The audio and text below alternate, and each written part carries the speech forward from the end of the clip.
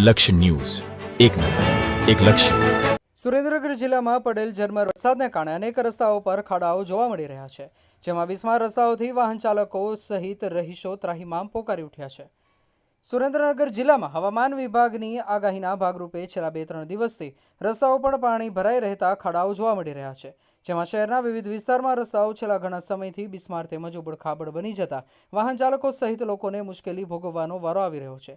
જે અંગે અનેક વખત તંત્રને રજૂઆત કરવા છતાં કોઈ જ ઉકેલ નહીં આવતા લોકોમાં રોષ જોવા મળી રહ્યો છે. વહેલી તકે રસ્તાનું રિપેરિંગ કામ કરવામાં આવે તેવી માંગ ઉઠવા પામી છે. મસમોટા ખાડાઓ પડી જતા વાહન ચાલકોને મુશ્કેલી, ખાસ કરીને વાત કરવામાં આવે તો જોરાવરનગર અને વઢવાણને જોડતા રસ્તાઓ, કરમણપરા દુધરેજ રોડ પર આપવામાં આવેલ ડાયવર્ઝન સહિતના રસ્તાઓ પર વાહનોની સૌથી વધુ અવરજવર રહે છે અને લોકો આ રસ્તાનો વધુ ઉપયોગ કરે છે. છેલ્લા 4 દિવસથી ધીમી ધારે પડેલ વરસાદને લઈ દુધરેજ રોડ પર આપવામાં આવેલ ડાયવર્ઝનનો રસ્તો અતિ બિસ્માર બની ગયો છે અને રસ્તા પર ઠેર ઠેર મસમોટા ખાડાઓ પડી જતા વાહન ચાલકોને મુશ્કેલી પડી રહી છે. તેમજ આ રસ્તો ધાંગધ્રા, પાટડી, કચ્છ તરફ જવા માટેનો મુખ્ય રસ્તો છે, ત્યારે આ રસ્તા પર પસાર થતા હજારો વાહન ચાલકો તેમજ સ્થાનિક લોકોને બિસ્માર ઉબડખાબડ રસ્તાને કારણે હાલાકી ભોગવવાનો વારો આવી રહ્યો છે. આ રસ્તા પર ખાડા જ એટલા છે કે લોકો પણ કહે છે કે રસ્તામાં ખાડા છે કે પછી ખાડામાં રસ્તો છે.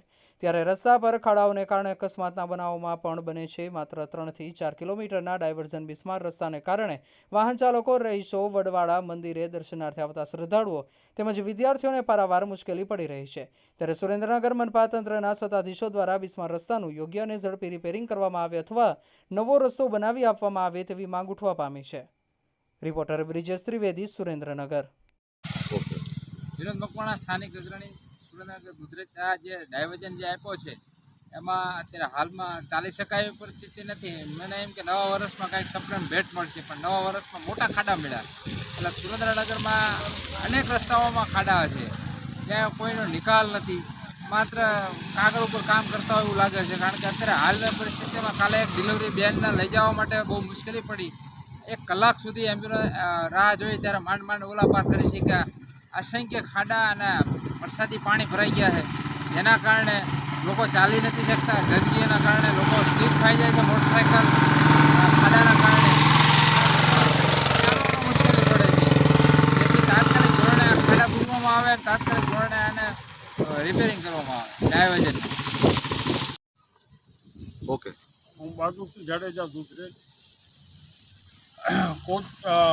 ડાયવર્ઝન એટલું ખરાબ છે, કોઈ વાત કરવા નથી. બીજા નંબરમાં સુરેન્દ્રનગરના જે નવા અમુક રોડ બનાવેલા છે એ હવે બધા ઉખડી ગયા છે. પાણીના ખાડા, સ્વસ્તિક રોડ, સ્વસ્તિક સ્કૂલ પાસેનો રોડ, બેંતાર રોડ, મેઇન રોડ, બધા રોડ તૂટી ગયા છે. પબ્લિકને એવી હેરાનગતિ થાય છે ને કોઈ સવાલ જ નથી.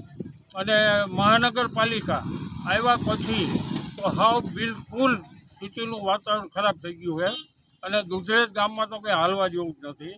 અને અમારા સ્કૂલના છોકરાઓ અથવા 4 વ્હીલ 2 વ્હીલવાળા દુધરેજવાળા એટલા હેરાન થાય છે, કોઈ એની સીમા જ નથી.